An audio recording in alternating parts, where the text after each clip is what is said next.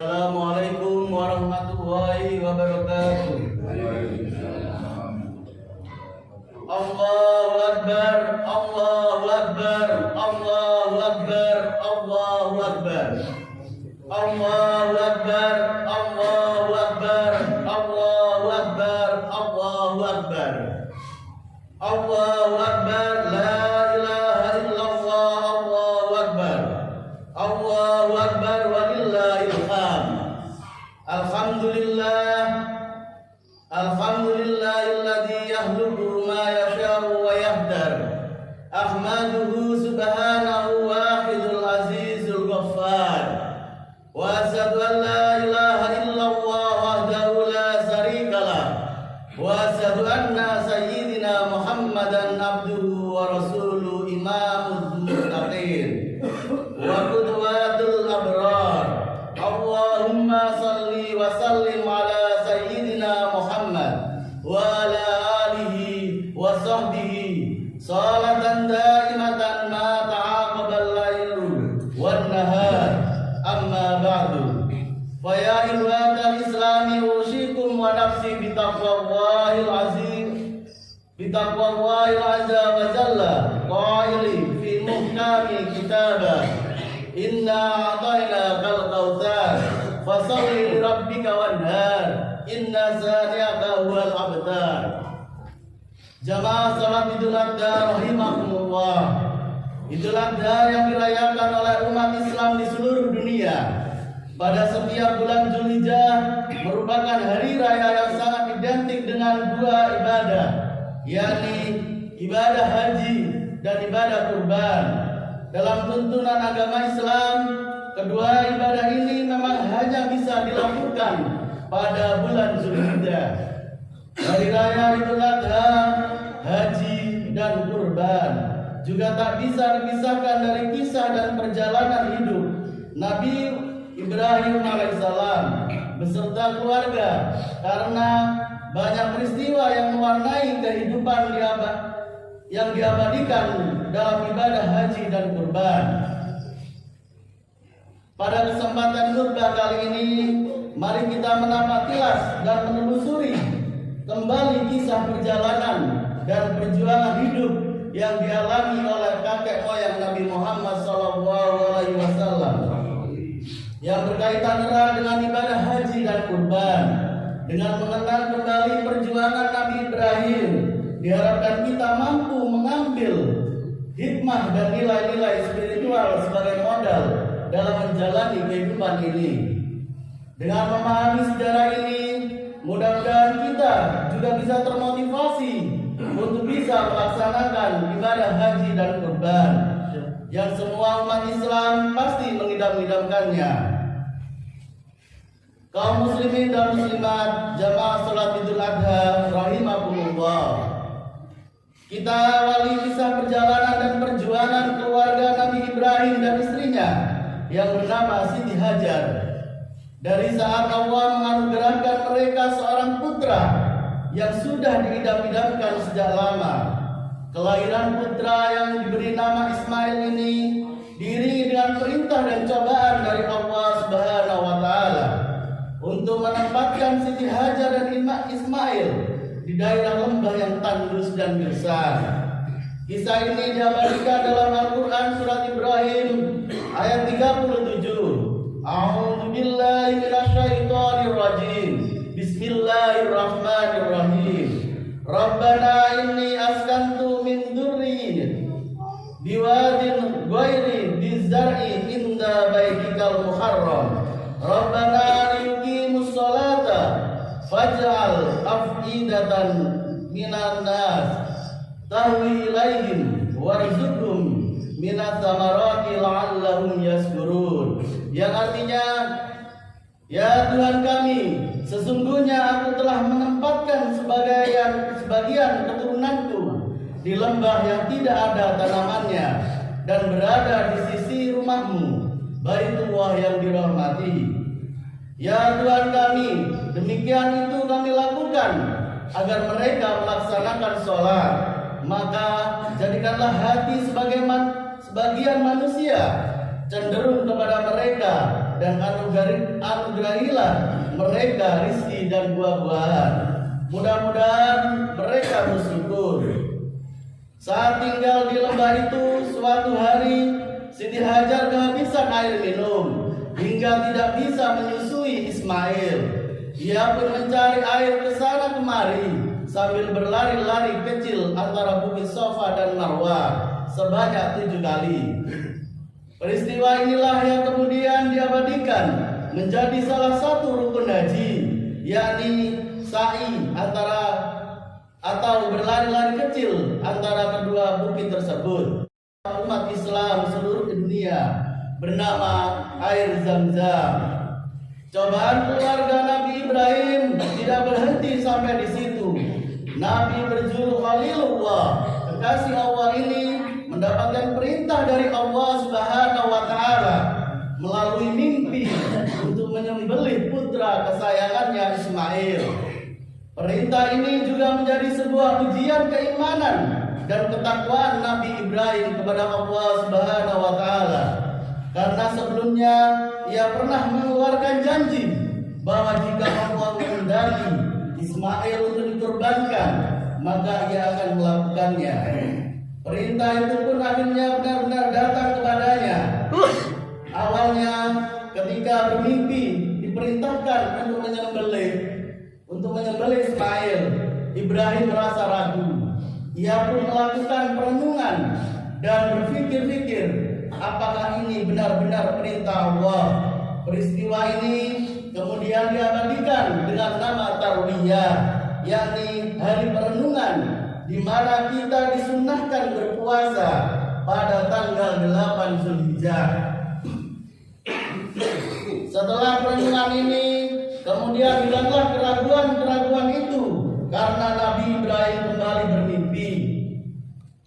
kembali bermimpi hal yang sama untuk menyembelih Ismail dan tahu jika itu adalah benar-benar perintah Allah.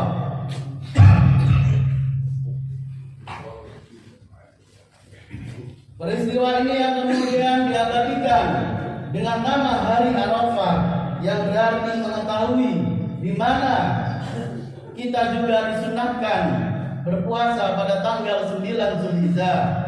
Jamaah sholat Idul Adha rahimakumullah. Setelah Nabi Ibrahim tahu dan yakin perintah itu datang dari Allah, maka ia pun menyampaikan dan berdiskusi dengan Ismail. Dialog bersejarah antara ayah dan anak ini pun diabadikan dalam Al-Quran surat As-Saff ayat 102, yang artinya ketika anak itu sampai pada umur ia sanggup bersamanya, Ibrahim berkata, "Wahai anakku, sesungguhnya aku bermimpi bahwa aku menyembelihmu. Pikirkanlah apa pendapatmu." Ismail menjawab, "Wahai ayahku, lakukanlah apa yang diperintah Allah kepadamu. Insya Allah engkau akan mendapatiku termasuk orang-orang yang sabar." Akhirnya hari itu pun datang ketika Ibrahim dengan keimanan dan ketakwaannya serta Ismail dengan keyakinannya akan melaksanakan prosesi penyembelihan. Pada waktu itu setan juga terus membisikkan kepada Ibrahim, Ismail dan juga Siti Hajar untuk tidak usah menjalankan perintah Allah ini. Namun keyakinan mereka tidak goyah sedikit pun untuk mengusir setan yang mengganggu. Nabi Ibrahim pun melemparinya dengan batu, yang kemudian peristiwa ini diabadikan dalam ritual ibadah haji, yakni melempar jumrah. Ketika detik-detik Ibrahim akan menyembelih Ismail, tiba-tiba Allah Subhanahu wa taala berfirman dan memerintahkan Ibrahim berhenti tidak menyembelih Ismail. Firman ini termaktub dalam Al-Quran surat As-Saffat ayat 107 sampai 110, yang artinya, kami menebusnya dengan seekor hewan sembelihan yang besar. Kami mengabadikan untuknya pujian pada orang-orang yang datang kemudian. Salam sejahtera atas Ibrahim. Demikianlah kami memberi balasan kepada orang-orang yang berbuat kebaikan. Surat As-Saffat ayat 107 sampai 110.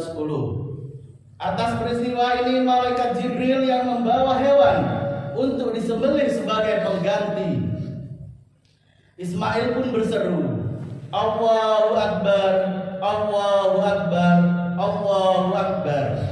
Takbir ini disambut dengan Ibrahim, La ilaha illallah, Allahu Akbar.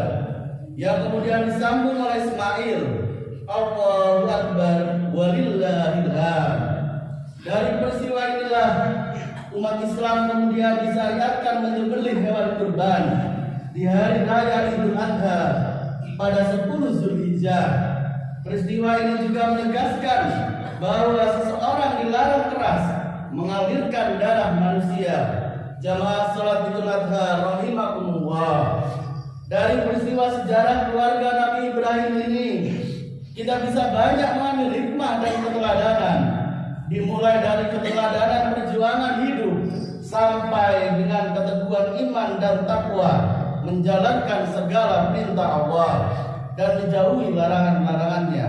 Kisah-kisah Nabi Ibrahim yang termaktub dalam Al-Quran dan terwujud dalam bentuk ibadah seperti sa'i, melempar jumrah, puasa tarwiyah dan arafah, serta menyembelih hewan kurban ini harus semakin meningkatkan keyakinan dan keteguhan kita dalam beribadah.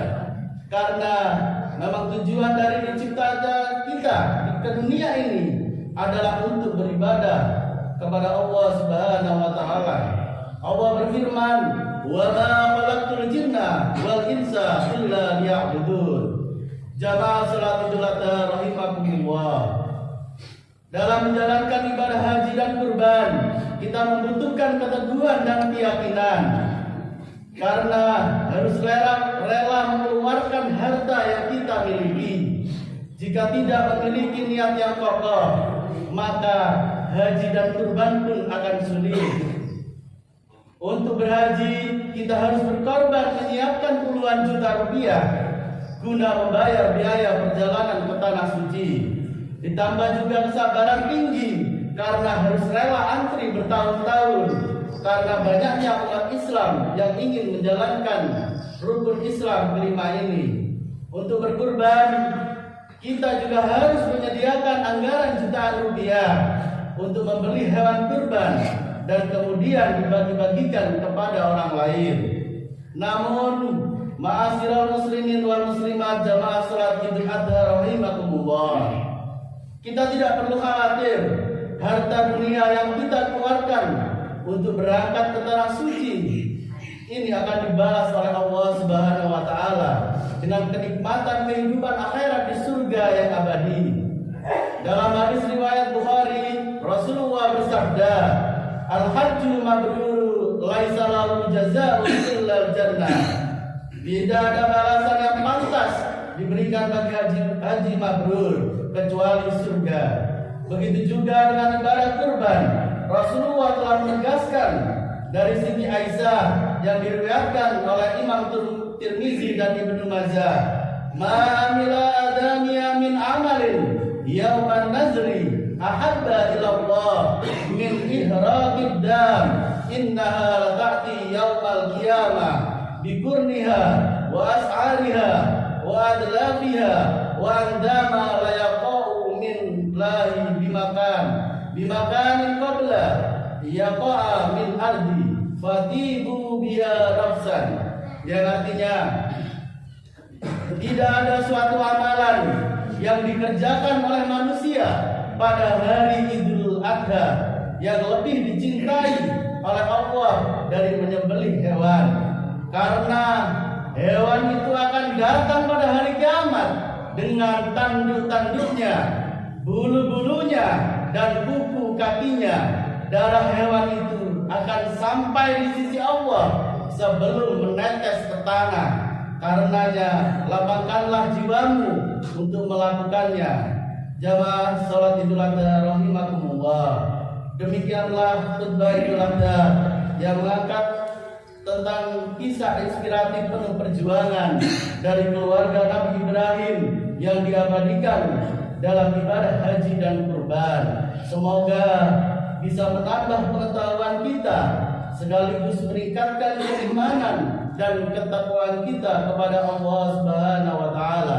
Dan semoga Allah Subhanahu wa taala senantiasa menurunkan hidayah rizkinya kepada kita sehingga kita bisa menjalankan tugas kita untuk beribadah, khususnya mampu untuk melakukan ibadah haji dan kurban. Amin amin ya rabbal alamin.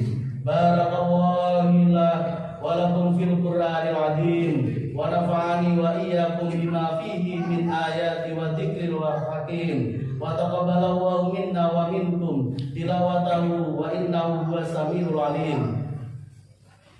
Wa aqulu qawli hadza fastaghfirullahal azim innahu huwal ghafurur rahim.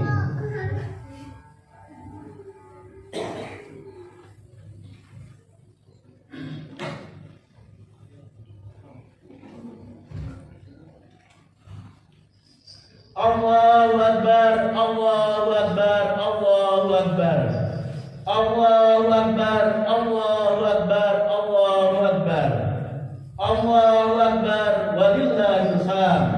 Wa asyhadu an la ilaha illallah wahdahu la syarika lah, wa asyhadu anna sayyidina wa nabiyyana Muhammadan abduhu wa rasuluh. Fallahumma salli wa sallim wa barik ala sayyidina wa nabiyyana Muhammadin wa ala alihi wa ashabihi mayamin wa tabi'ina lahum ihsani ila yaumiddin. Amma ba'du. Fa usikum wa nafsi bi taqwallahi azza wa jalla wa taqullaha ta'ala fi hadzal yawmil 'azim. Wa'lamu anna Allah amarakum bi amri 'azim. Amarakum bis salati was salami ala nabiyyil karim. Faqala inna Allaha wa malaikatahu yusholluna 'alan nabi. Ya ayyuhalladzina amanu sallu 'alaihi wa sallimu taslima. Allahumma salli wa sallim wa barik ala sayyidina wa nabiyyina Muhammadin wa ala alihi wa sahbihi tabi'in. Wardallahumma an khulafa rasyidin Abi Bakr wa Umar wa Utsman wa Ali wa sa'ir sahabati shalihin.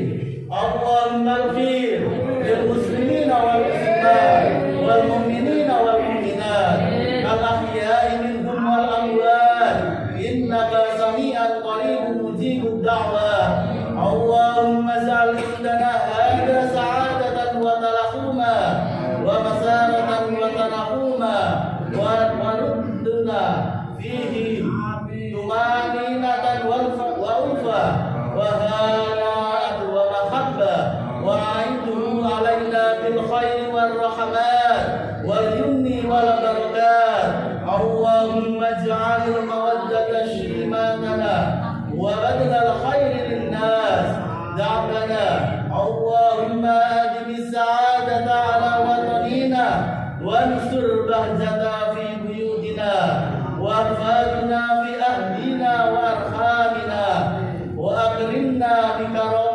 karamika fid dunya wal akhirah. Rabbana atina fid dunya hasanah wa fil akhirati hasanah wa qina adzaban nar wa adkhilna jannata ma'al abrar ya azizu ya ghaffar. Ibadallah, inna Allaha ya'muru bil 'adli wal ihsan wa ita'i dzil qurba wa yanha 'anil fahsya'i wal qurban wal munkara wal baghi ya'idukum la'allakum tadhakkarun. Fadhkurullahal 'azim yadhkurkum wa dzikrullahi akbar. Hidu sa'idun wa kullun amin wa antum bi khair. Sekian dari saya, kurang lebihnya saya mohon maaf. Wallahul muwaffiq ila aqwamit thoriq. Assalamualaikum warahmatullahi wabarakatuh. Waalaikumsalam.